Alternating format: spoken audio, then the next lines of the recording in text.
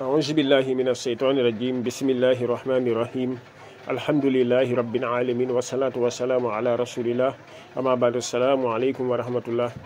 mbokk yi ñoo ngi Al Khalifa TV di leen nuyu yéen ñëpp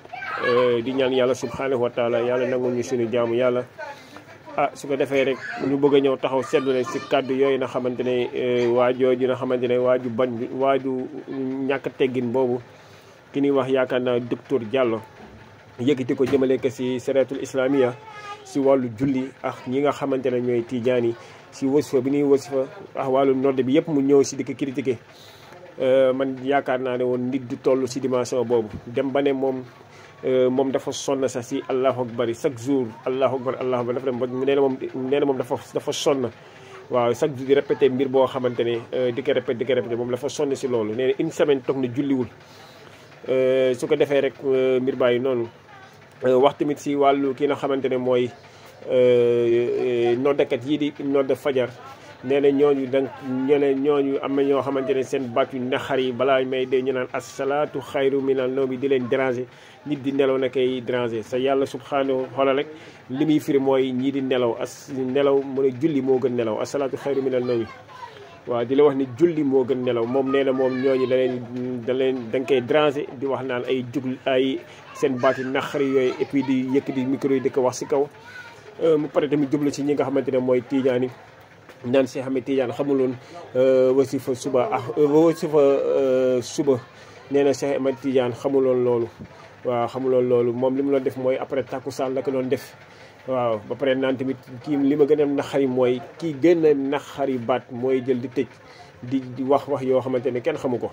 su ko defee rek ñu wax ko nag c'est pour ma arrêter nag waaw wax dëgg yàlla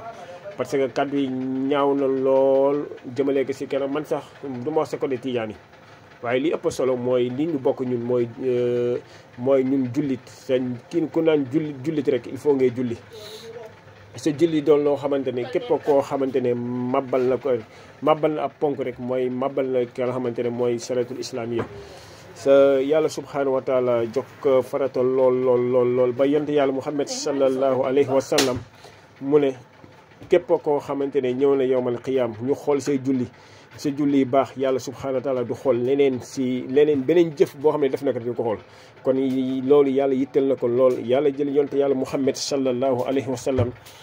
lépp lu à part julli rek yàlla da ko jox installation si kaw suuf waaye bi mu ko waree jox la nga xamante ne mooy julli dëkk yéegee si kaw subhanallazi asra bi abdihi laylan minal masjidil harami ilal masjidil aqsa waaw yéegal ko si kaw jokk li nga xamante ne mooy julli ngir farata bi ngir yitteel bi ko yàlla subhanahu wa taala yittoo la nga xamante ne mooy julli donc ba si kaw fa dal solmay suratu najmi wa najmi iza hawa ma dalla sami wa ma hawa wa ma yantiqu anil hawa in huwa illa wahyun yuha allamahu shadidul quwa zu miratin fatawa waaw fay summa dalla fata dalla fa kaana qaaba qawsayni aw adnaa yàlla ñun salaasam dem ba jege si yàlla subhanahu wa taala dunduga nag si gis nag wala gis ko parce que foo am nay ixtilaaf waaye nag yitte boobu yàlla yittewoo loolu jox ko julli pour mu ñëw wàccee ko jox ko xam ne mooy xeetam bi pour li nga xamante ne moo ñu mën a sauver ñun ñi nga xamante ne mooy ay ñun jullit yi moom mu taxaw di critiquer loolu di ko critiquer di ñàkkal fayda julli di wax ci ñàkk teggin yooyu wax ji nga xamante ne soo mën la yóbbu si kufr parce que wax ji mu wax dafa garaaw mais moom xam naa dara si compte wax ji garaaw na lool bu yemoo nag na tuub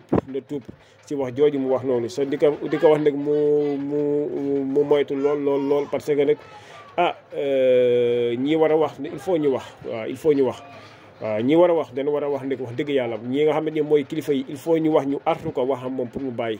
parce que kàddu yooyu ñaaw na loolu wax dëgg yàlla ñaaw na su nga bàyyee mën na duggaat si yeneen détail nag kon su ko defee di naqaru lool kàddu yooyu nga xamante ne yëkkati na ko ñun liñ man mooy di yëkkati kàddu yëkkati ko wax ko ngir lan ngir wax ji ñaaw jooju wax ko si islam ba pare wax ko tamit si tarixatu Cheikh Ahmed Tidiane radiyallahu taala anhu ñun nag ñu askanloo si tarixa boobu kon nag war nañ mën a yëkkati kàddu wax si naka nag li ngay wax ñaaw na lool